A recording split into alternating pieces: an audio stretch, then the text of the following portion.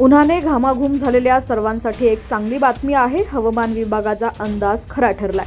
Monsoon 19 मे रोजी अंदमानमध्ये दाखल झालेला आहे। यामुळे शेतकऱ्यांना लगबगीने शेतीच्या कामांना लागावं लागणार आहे। मान्सून 31 मे रोजी केरळमध्ये दाखल होणार आहे। तसंच महाराष्ट्रात जून महिन्याच्या पहिल्या आठवड्यात महाराष्ट्रात दाखल होणार आहे।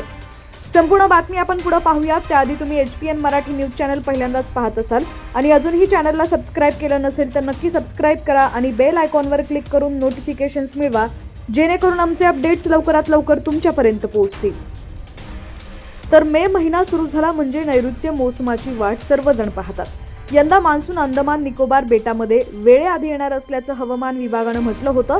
IMDनं 19 मे ही तारीख अंदमानमधील मान्सूनच्या आगमनाची दिली गेली होती। त्यानुसार अंदमान, मालदीव या ठिकाणी काही भागात मान्सून दाखल झालेला आहे। बंगालच्या उपसागराच्या काही भागात मान्सून पोहोचलाय। मान्सून दाखल झाल्यामुळे अंदमानमध्ये पाऊस सुरू झाला। या संदर्भात ट्विट पुणे हवामान विभागाचे प्रमुख KS होसाळीकर यांनी केलेला आहे। यावर्षी अंदमानमध्ये 22 मे पर्यंत मान्सून दाखल होणार होतं। यंदा 3 दिवस आधीच झालेला आहे। मान्सून अंदमान निकोबारमध्ये दाखल झाल्यानंतर आता त्याची वाटचाल केरळकडे सुरू आहे। अंदमानमधून नैऋत्य मोसमी वाऱ्यांना केरळपर्यंत पोहोचण्यासाठी 10 दिवस लागतात।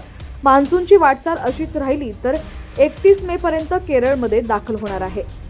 मान्सूनपूर्व पाऊस केरळ, तामिळनाडू, पोंडिचेरी या भागात होणार आहे। 19 आणि 20 मे रोजी या राज्यांमध्ये मुसळधार पावसाची शक्यता असल्याचं हवामान खात्यानं म्हटलंय। यामुळे रेड अलर्ट जारी करण्यात आलाय। नैऋत्य मोसम 31 मे रोजी केरळमध्ये पोहोचण्याची शक्यता आहे। 22 मे रोजी केरळमध्ये काही ठिकाणी मुसळधार पावसाची देखील शक्यता आहे।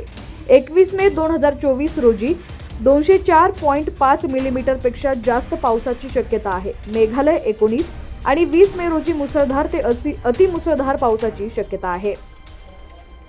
पावसाचे अपडेट्स पाहण्यासाठी HPN मराठी न्यूज चॅनलला नक्की सबस्क्राइब करा आणि बेल आयकॉनवर क्लिक करून नोटिफिकेशन्स मिळवा, जेणेकरून आमचे अपडेट्स लवकरात लवकर तुमच्यापर्यंत पोहोचतील आणि आपल्या शेतकरी बांधवांपर्यंत ही बातमी देखील पोहोचवायला विसरू नका।